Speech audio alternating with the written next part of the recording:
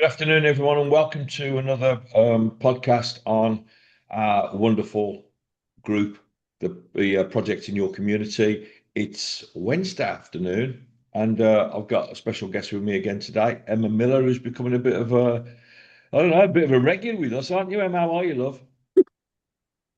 Oh, thanks for having me again. I love coming on the show. It's brilliant. Yeah, it's good. It's nice to have you. And we had a little chat yesterday, didn't we? And we decided to have a little look at this subject, which is something that's always close to our hearts as a group. Yeah. We always support footballers and, management and referees, well, as much as we can. Uh, and the thing we want to discuss today is like mental health in football and the effect it can have on players. I think you highlighted something that was, I'm not sure if it was put into our group actually, a photo of It was, yeah. was it? Yeah, Jack Grealish, wasn't it? Yeah, it was Jack. So recently, in the press, there was a picture of Jack Grealish, and he's obviously had a few too many drinks, and he sort of slumbered over outside, I think, in a bar, and a paparazzi had taken a photograph of him and posted it on social media. And it could be, there's a lot of comments on there. It could be that he's had a few drinks, and it's got a bit, carried away there. We've all done it, but it also could be, something which a few people have commented on there about Jack Grealish's mental health, because, he's kind of gone from team to team. Again, he's a young guy. And, I think people need to sort of, we can all forget sometimes the human element of football. And, I think we need to humanize football again, you know? And where was this actually posted? I know that was you posted, reposted that on our group. Yeah. What was the It was original post? on a football platform, which I'm not. Was it on a Villa group or was it like on a? No, it was on a football forum, which I won't name, and I'm not really a fan of.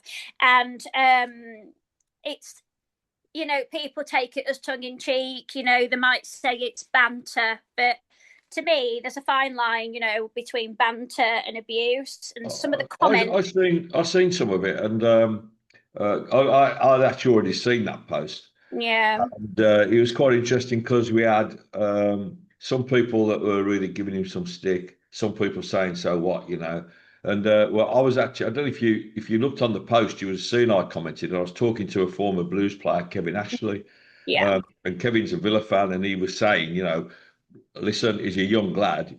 He's not playing at the moment. Yeah. He was out having a drink, So Yeah.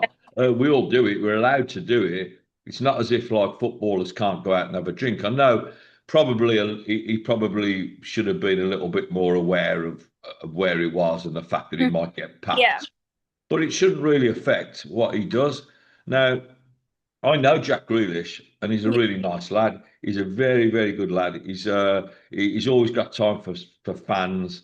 He's absolutely fantastic with younger fans and handicapped fans. His own sister actually is fairly severely handicapped. I know his dad, Kevin, as well.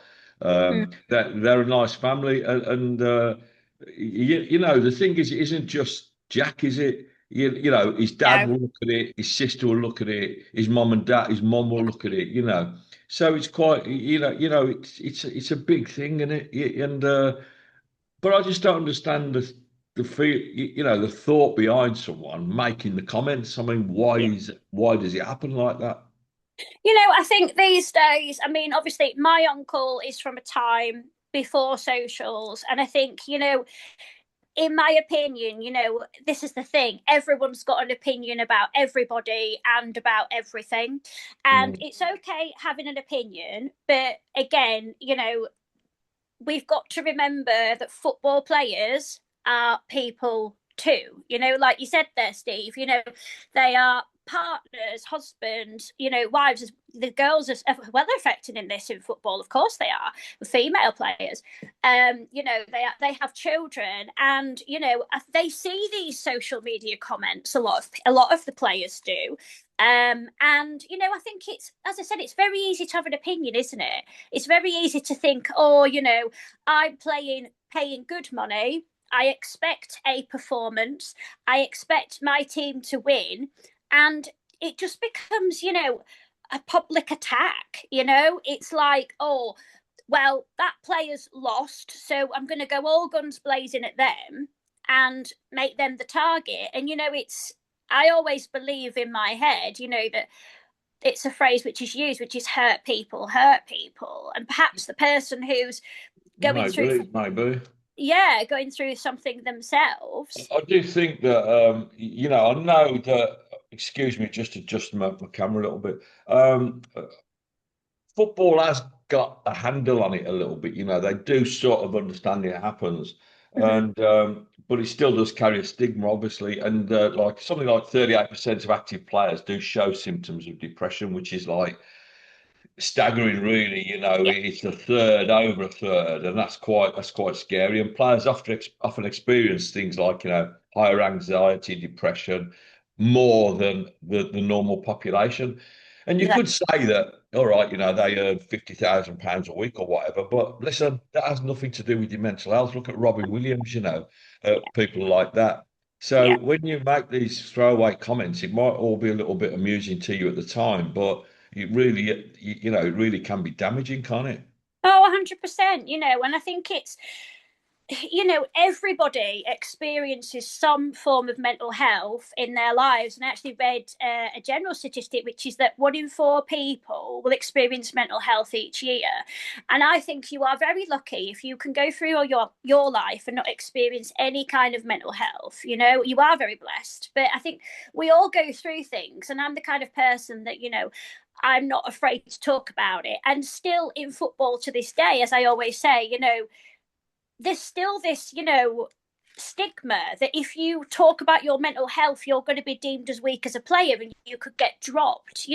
This is 2026. We shouldn't be living in a society where people are afraid to talk about mental health issues, especially in sport, And I think it's, again, that weakness. Footballers are idols to some people, and young people look up to these players, and they've got to be seen to be, a, a person, again, you're in such the public light, I Well, know that I can do there what they is do. there is the angle of it, of course, where they do have a little bit of social responsibility because they have a lot of kids looking up to them. I mean, we had a recent incident ourselves, didn't we, with Marvin Dux? Yeah. For those of you that aren't aware, by the way, Em is the niece of Jeff Hall, obviously Blues legend, and England capped 27 times, played for Blues, and unfortunately died from polio at the age of 28, I think he was. So, just in case you weren't aware who Emma was, I thought I'd just mention that now. Um, so like the Marvin Dux thing now, suddenly, as soon as that became public knowledge, there was a lot of kickback against Marvin Dux. A Now, lot. Yeah. there was, and to be fair, he has. You do have a certain canter carry when you're representing the club, and he was on his way back from a game, a little bit different to Jack, who wasn't actually representing the club at the time, although they always sort of are. And I think so. You have that constant pressure. You also have constant performance pressure, don't you? So Yeah. if you have a few games where you're not playing well, then you get it. So you get public scrutiny all the time. Hmm. And I know the thing about it's a short career. I think that's probably where it's a bit thin now because you could earn in like 2 months what most people will earn in a lifetime. But Yeah. it is a short, unstable career. And of course, the other thing is injuries and isolation. You have that. So Yeah. when you're not playing, you are sort of isolated, really isolated from the rest of the group. So you Yeah. might be in the physio's room and there might be two or three of you in there. Everyone else is away. Hmm. There's a lot going on that where, I think people just don't give it a second thought.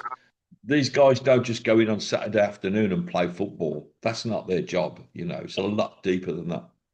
Yeah, of course it is, and I think it is. I always say, football's a performance, isn't it? It's like I always say, in a way, actors on a stage, people want a performance. They want their team to win. I mean, who doesn't? Do you know what I mean?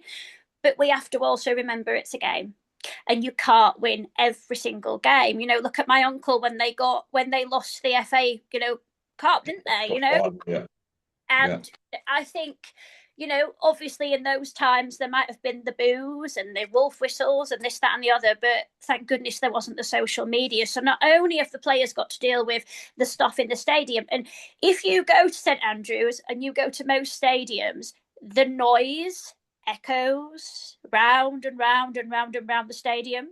but they hear it. And the players are going to hear it. Of course they are. They've got to Yeah. ignore that and carry on with their game. But then as soon as they finish, they've got people on socials giving them, comments which might not necessarily be constructive, Yeah, I mean, as our group is probably the biggest independent blues group that there is, and we have a number of family members. Yeah. I also have like personal contact with several players who obviously aren't in Facebook groups and stuff like that because it's not something that they can do. Yeah. But I am in touch with quite a few of the club and management of family, and it's constantly said to me that it affects them probably, and if it doesn't affect the player involved, imagine being a young child at school in Solihull, and your dad's slated like that on social media, and come in and give it to the child, or his mom and dad look at it and think that's my son that's slating there and calling all the names under the sun. It has that knock-on effect all the time. I mean, there's lots and lots of cases of footballers that have, I mean, just ones that are well known. I mean, there's hundreds and hundreds of cases. I mean, people like Marcus Rashford, but he was really open about his anxiety. I'm a big fan of Marcus Rashford. He is a great player, but he is so, he will go out there and he'll talk about it. Again, if you want to sort of compare to anyone on our team, I would say Jay Stansfield. He's somebody who goes out there. I've nothing but admiration and respect for Jay. He goes out there. He has openly quoted, things and talked about his, how it does affect him. Of course it does.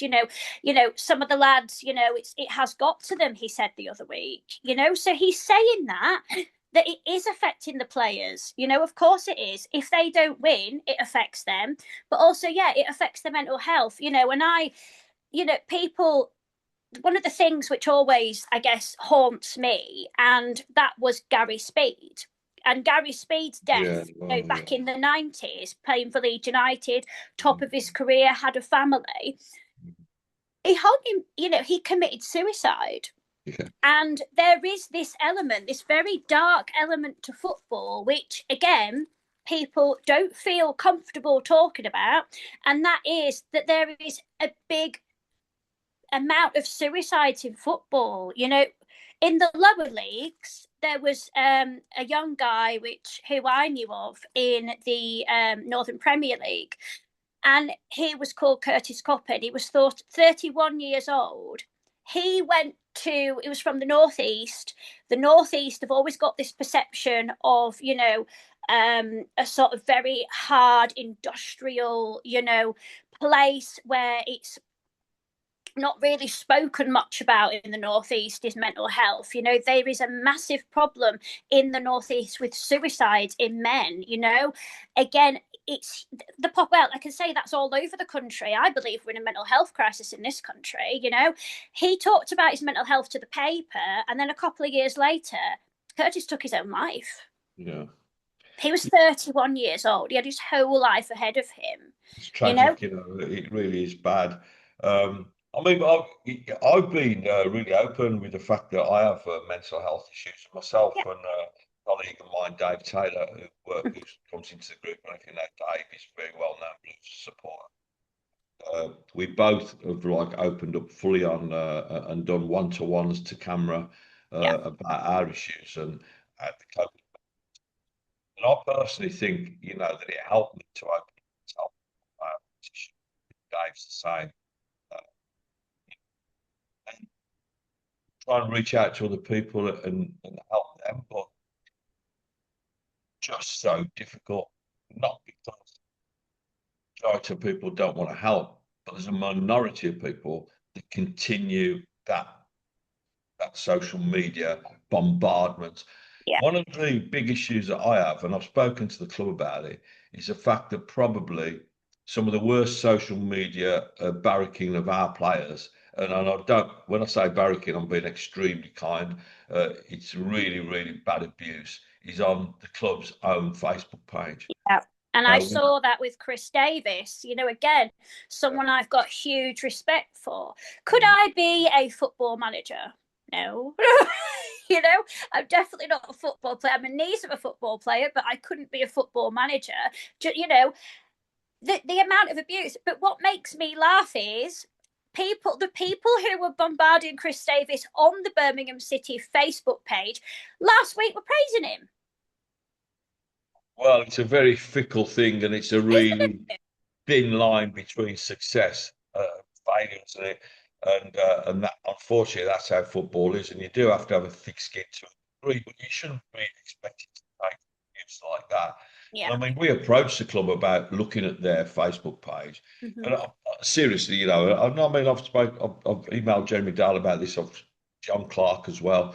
We offered John Clark to help him moderate it, but you got a group there with 450,000 people in A it. lot of people. Yeah, now there's kids from 13 years of age. There's pornographic. There are actually dedicated, which I've come across, dedicated. I use the word, I've said it before about the word football supporter. And a football supporter is somebody who supports a club through thick and thin, good times and bad. That is football. And, I don't understand how these football supporters can turn on their own team. Do you know what I mean? It's like, are you a supporter? I'm very confused. As to It's a sticky one. We all have our moments on the terraces when we unload a little bit. And I think players expect that, and they can get it, and they can do it themselves on the pitch to opposition players. But when that's done, it's gone away. On social media, it's there, and it's there, and it stays there. Yeah. When you was talking earlier about when Jeff was young, and there was no social media. The social media in those days would be in the pub saying, didn't Jeff play well today, or didn't Jeff play badly today? Or, to use a language that we can use on here. But when that was said in the pub after a few pints, it's not there the next day to look at. Yeah, exactly. But now, when they have a few pints, they then put it into print and put it into social media, and there it stays. Yeah, yeah. When that's the thing, isn't it? When it's mod sticks, doesn't it? It's there, and you can't hide from it. And like I say, you hear it in the stadium. People are chanting. I actually was at a Manchester United match, and a good few years ago, and the amount they lost and the amount of abuse their own fans were screaming at the players as they're going back into the tunnel. I was shocked. The disgusting words. And I think there's the other thing, which is part of this, is the abuse, which really upsets me, is the racial abuse, the prejudice, the words which people are using are not acceptable. It's racial abuse isn't quite so abundant as it used to be. I mean, I can remember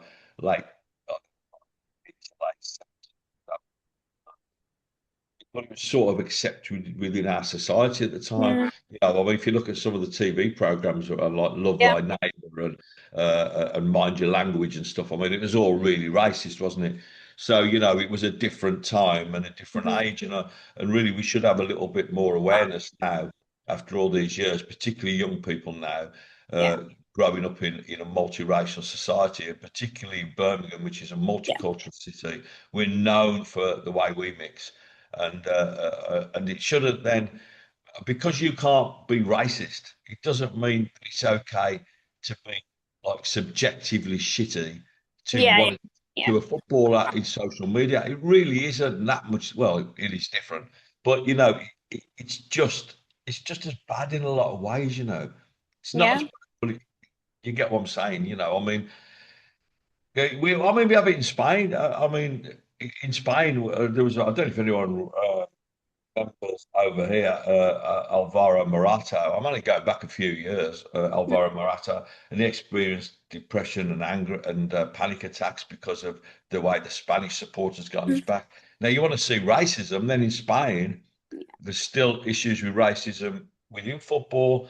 And Alvaro Morata, who actually is a really good forward, he played international level for Spain and scored many goals Mm. for Spain in successful periods. He said criticism affected his daily life and his family, and he Yeah. also feared missing major tournaments due to mental health, spikes of mental health. Mhm. So here's a real example of a fairly well, he's still playing, but when he was at the top of his game a couple of Yeah. seasons ago, Spanish international world champions, still happens. I've got friends who are ex players, and they've been in Championship and Premiership, Premier League, and they've actually been dropped for going to their club and wanting to talk about mental health, been saying they've got a mental health issue. That is so wrong, because they don't deem them as fit enough to play on the pitch. Okay, well, why not help the player out with their mental health rather than dropping them? Because once you drop them, then what? They've got to deal with that themselves, haven't they? They've got to go to their GP. They've Yeah. got to get some help. Over here, Steve, as I said, we are in a mental health crisis. To even get mental health support now, you could be waiting 18 months plus to go and see a therapist unless you choose to go private. But not everybody's got the means to go private and have a private therapist. It's expensive money, and I think mental health services do need to be more available to people faster. And then there's the younger generation as well on top of that. You've got academy players who can start at 6 years old. Yeah. Look how many young academy players actually make the main team. So absolute massive minority. Exactly. And the pressure behind them to get into a team, and then what happens to them when they get dropped, And there has been cases of young people. I think there was a 12-year-old boy a couple of years ago, and he took his own life because he was dropped from an academy. And that makes me, as a mother, that makes me so sad. Yeah. And Yeah. The expectation is there, you see, because yeah, once a child signs for a club at the age of 8, everyone, oh, he's going to be a superstar, and he believes it himself. And then when he fails, he fails. But there's another aspect to this as well, of course, with social media and football, and that is other supporters. So yeah, I always say that our group is the silent minority because if you look at our pages, it's absolutely, and we're bound to get the odd one because we get new people joining the group. And when a new person joins the group, they think it's okay to act the way they did in other groups, or they don't last very long, is all I can yeah, say. yeah. But what happens is, well, I was talking to Pete Hannon about this, and in other groups where it isn't, it's famous where they're famous for being absolutely awful, in terms of Oh, abuse. If you look at them, it's usually the same 10 or 15 um, people that post those abusive posts. So did you see I got it told gives the the other day? whole group a bad it gives the whole group a bad look, Yeah, and it gives so really these groups need moderating. They really need moderating. yeah, If you haven't got the balls to kick people out, then yeah. it's wrong. So I got trolled the other day at the weekend, didn't I? And which I've never experienced. I mean, I'm pretty new to social media, and I reposted something which was upsetting to me. And I have lots of friends from different backgrounds, different religions, sexualities, and I reposted a I actually took it down because I got called so many names. I got called a Karen. I got called stupid, loads of nasty things, and all it was I reposted a post off one of the groups. Again, I'm not going to mention them because I don't want to give them the airspace, but it's not a nice page, and it was some Preston fans wearing clothing, Islamic religious clothing.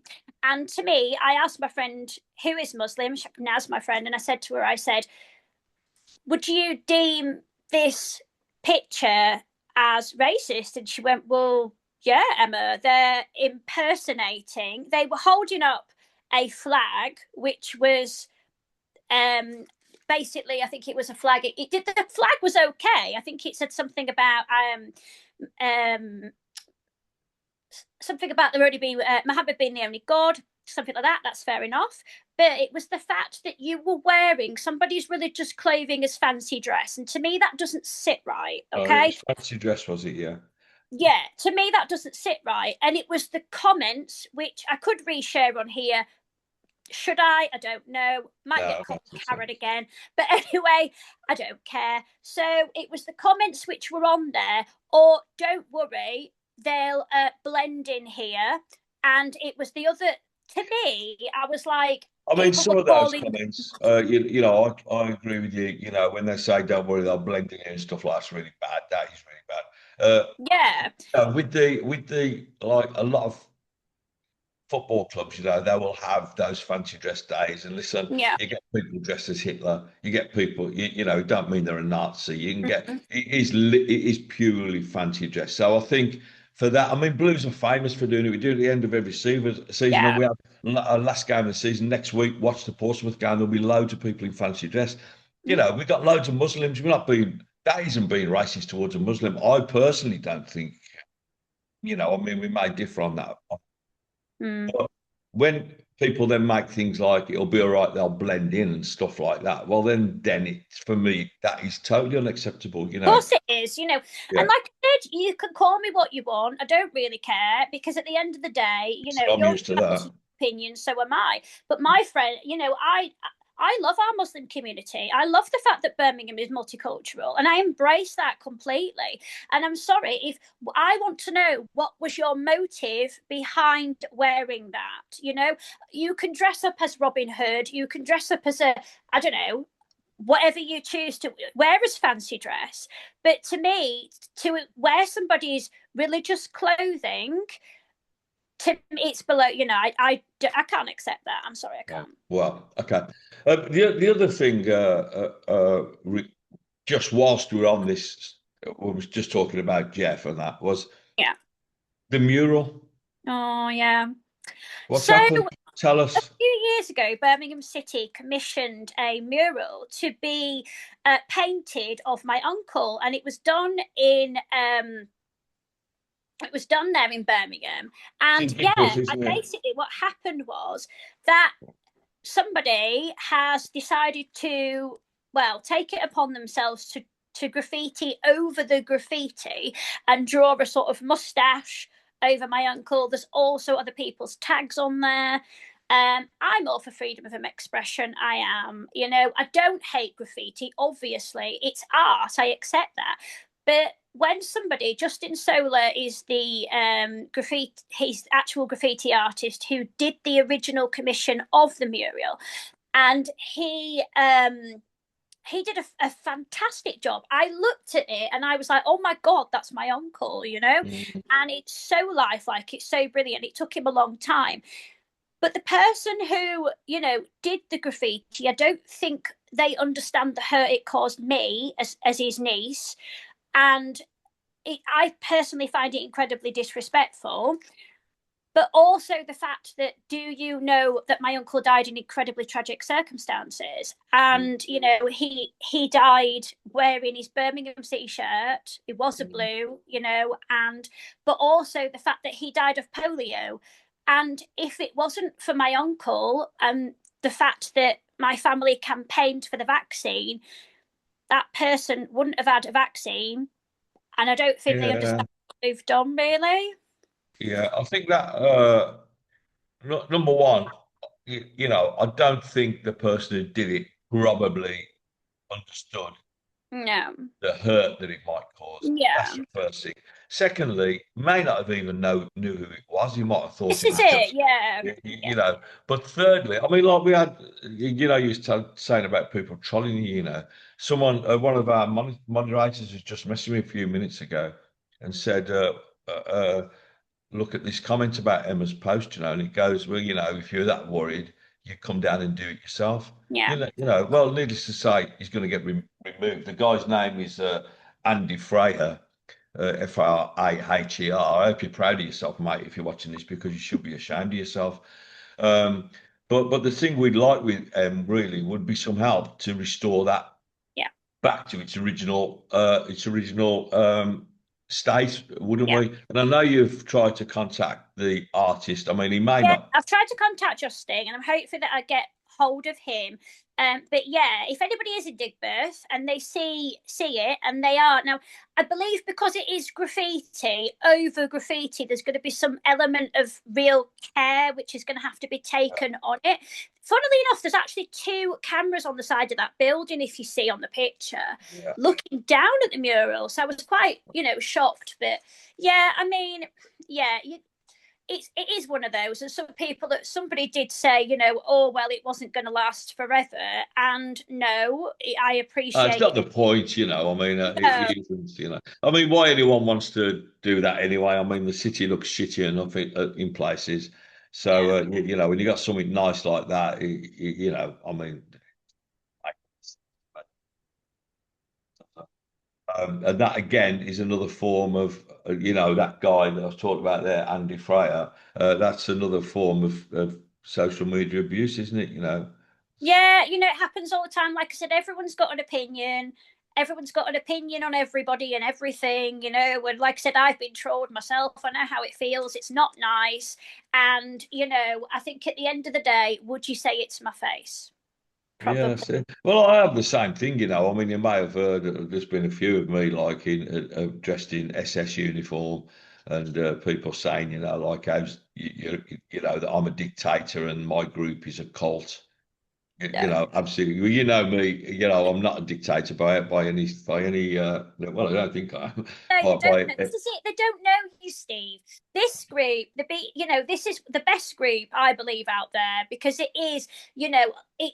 People really love blues. The members love blues. It's a very, open group where people share things. It's lovely. Family members are on there of players. And yeah, I think at the end of the day, it's probably one of the most respectful. But I don't like to see, football banter, inverted commas, Facebook pages which are just abuse. And I have seen things on there which are incredibly, something I do want to talk about is being a woman, and women in football, unfortunately, there's still this massive problem, of sexism which goes on in football.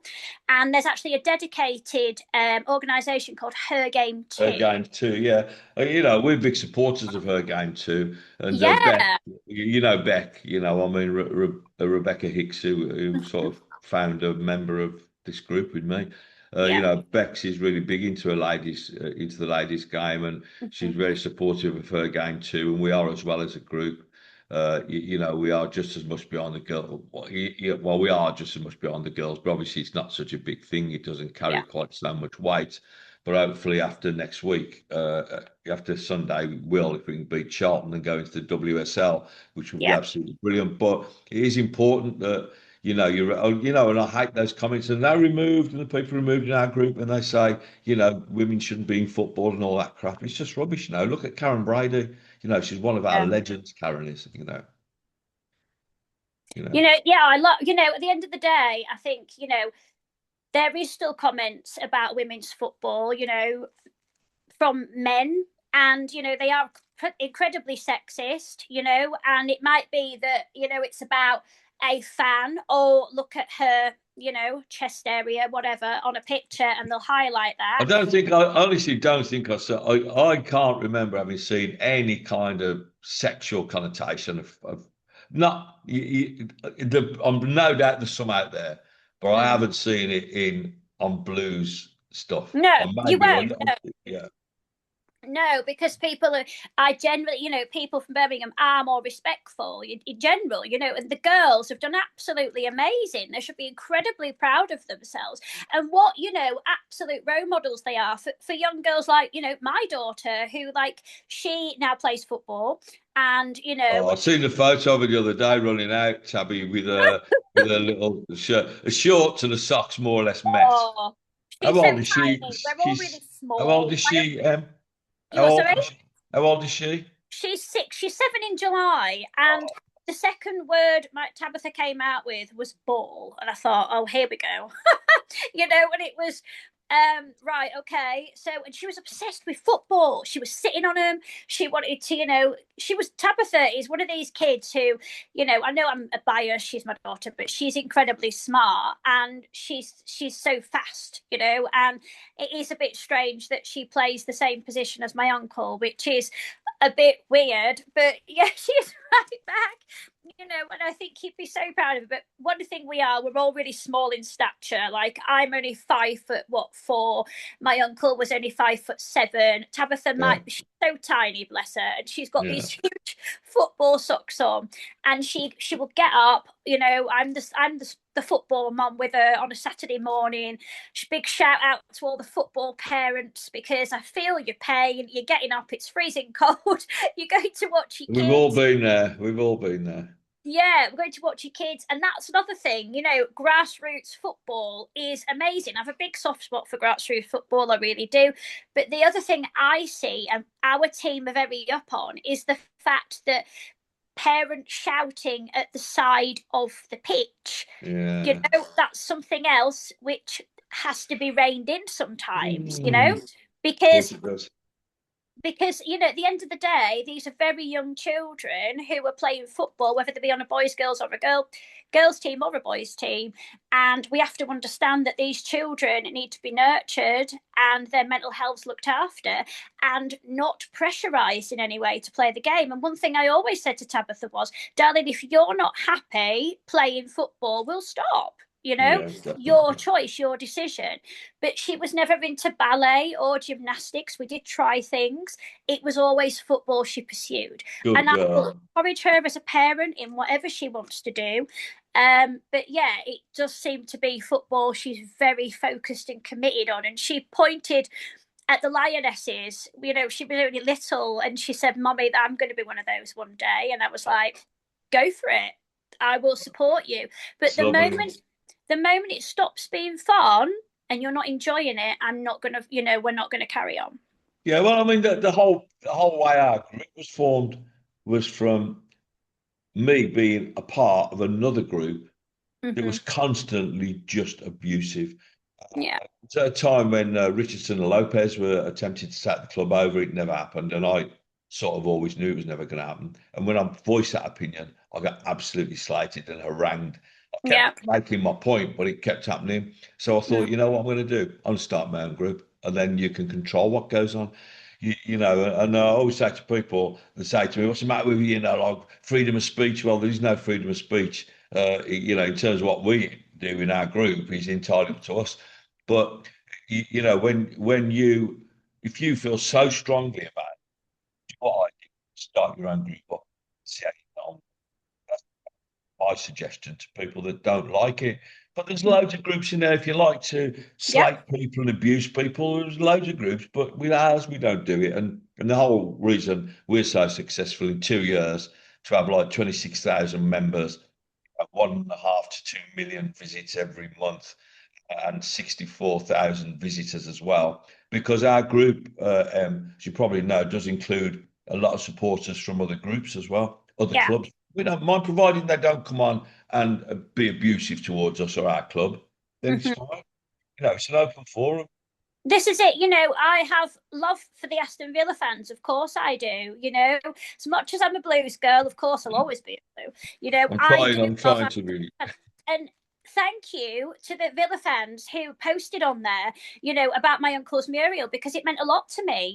The fact that you do care about my uncle, and you care about Birmingham. At the end of the day, these, two football teams in a big city, you generally always get a couple of football teams in a city. There is always going to be the rivalry, but huge respect to you for that, Aston Villa fans, because yeah, football is football, and it will unite people. It can tear people apart, as we have seen, but it can unite people as well. So yeah. Yeah, well, I mean, the Birmingham pub bombings was one of those things that united Blues and Villa fans.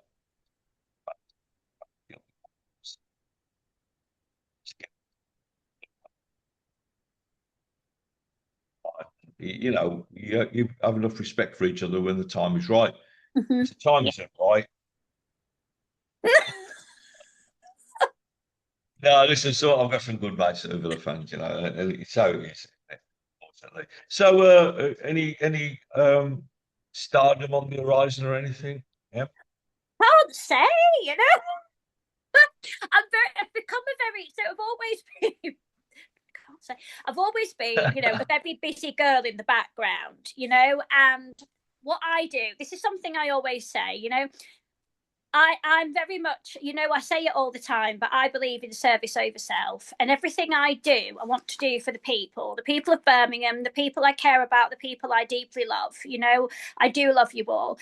And, one thing I always say is I will always try and be a voice for people who don't necessarily have a voice, So that'll be either be my polio wonderful survivors, or, somebody who doesn't feel they can speak up and say something, because I will say it. Yeah, I've got a few things on the horizon. Busy tomorrow, and you can catch me tomorrow on BBC West Midlands.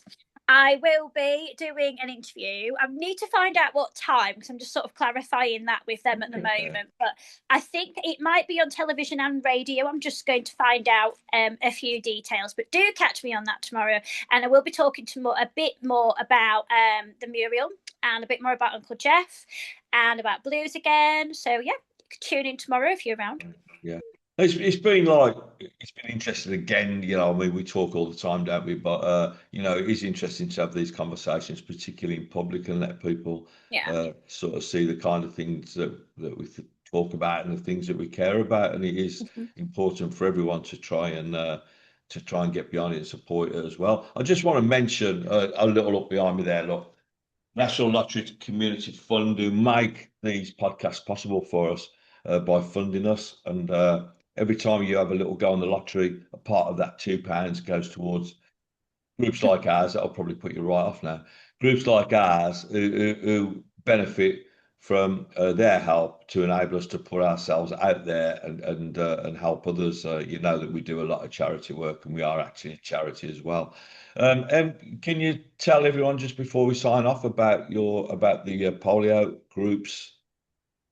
Yeah, so I am basically a member of British Polio Fellowship, and I try and be a bit of a spokesperson for them. And there's also Polio Survivors Ireland, and they sort of work together, but obviously the Polio Survivors Ireland is in Ireland, and British Polio Fellowship is in the UK. They're actually based in Watford, and they raise funds directly for people who live with PPS, which is post polio syndrome, which is the after effects of polio. And these are people who, again, back in the 1950s, even before, didn't get the polio vaccine as a child. So they are, quite a lot of our survivors are, very disabled. Some don't are in wheelchairs. Quite a lot are in wheelchairs because of how polio affected their organs, their limbs. And I know full well, if my uncle would have survived, he would have been one of these survivors. So every time I meet a victim, a survivor, I will never use the word victim, survivor. Yeah. I always feel that closeness to my uncle, Yeah. And there's 47,000 people in the UK alone, and I believe 40,000 people in Ireland who suffer from post polio syndrome. And a lot of them do have, depression, anxiety, widespread pain, and mental health issues. And one thing I always tell people is, you are not alone. Please speak to somebody. If you need to talk to someone, you can't get a GP appointment, for example, please speak to someone. Don't ever be afraid of, reaching out to someone and getting some help. That may be if you're, whatever you're going through in life, reach out to someone, reach out to Steve, one of the moderators in this group. No one's going to judge you. And I know, Steve, we tell people about the Sunday you do, the drop in where people can call in. Yeah, in this together. It's called. It's funded by the National Lottery Community Fund. Basically, we have a little chat. Usually, we chat post match about and review the game from the day before. But we also get quite a lot of people in who want to join us and come into the studio and actually talk to us. Not sure where Emmy is. Oh, she's back. You went there for a minute. Probably the signal in the hills. I'm here. So yeah, it's been lovely having a chat to you, Em, and I'm sure we're going to see you on our channel again. Hopefully, it's always lovely and interesting to hear from you. And of course, like being a member of Jeff's family, you're a member of our family as well. Thank you, and everyone else. Thank you very much for having listened to this. Don't forget to support Em however you can, and let's remember that mural. Let's try and get it sorted. And thank you. I appreciate you all. Thank you so much. Yeah. Guys, thank you so much. And I think I'll be on my live tomorrow. Yeah, tomorrow. Preview of Saturday's game at Portsmouth. Listen, have a fabulous day, and I'll speak to you soon. Up the Blues.